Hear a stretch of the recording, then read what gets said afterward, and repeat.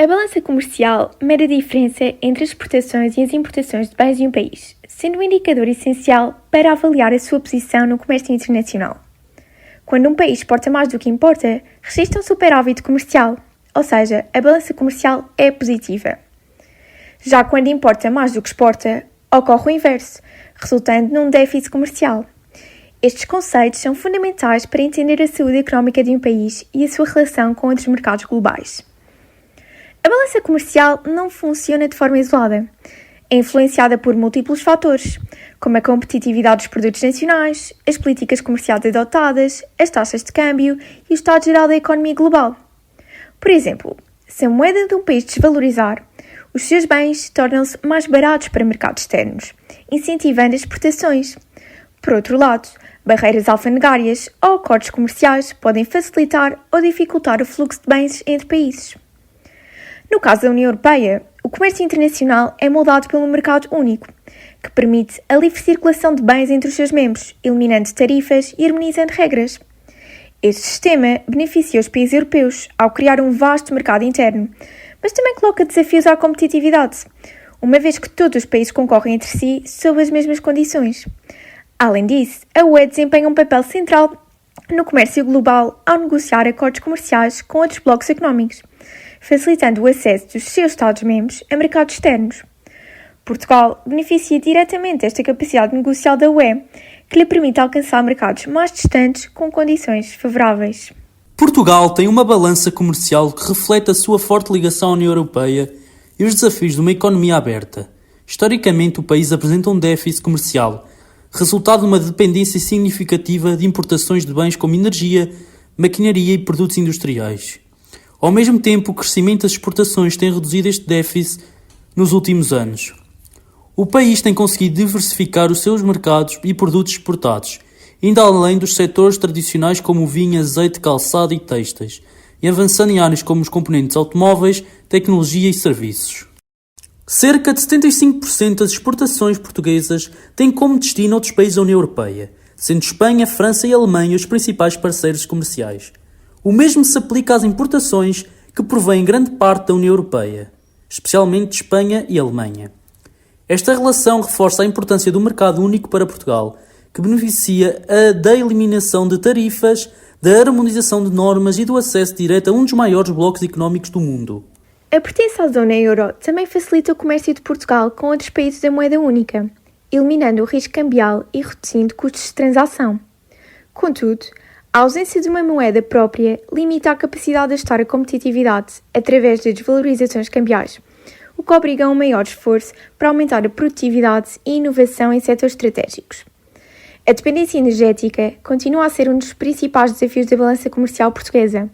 O país importa a maior parte da sua energia, o que agrava o déficit, sobretudo em períodos de aumentos dos preços internacionais de petróleo e gás.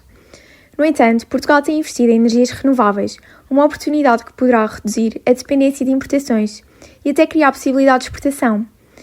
Portugal tem ainda diversificado os seus mercados fora da Europa, aumentando as exportações para os países de língua portuguesa, os Estados Unidos e a China.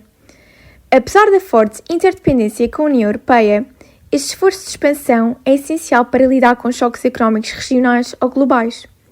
As oportunidades para Portugal no contexto da União Europeia incluem um acesso a fundos estruturais, que podem ser usados para modernizar infraestruturas e apoiar a transição para uma economia mais verde e digital.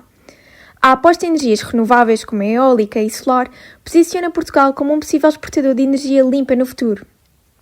Além disso, a inovação tecnológica e o reforço das cadeias de valor nos setores estratégicos podem ajudar a fortalecer as exportações e melhorar o saldo comercial. Quem regula ou influencia a balança comercial? A balança comercial não é diretamente regulada, mas é influenciada por variadas entidades e mecanismos, tanto a nível nacional como internacional. Governos nacionais, como o de Portugal, através de ministérios como o Ministério da Economia e do Mar, implementam políticas económicas para estimular as exportações e regular as importações.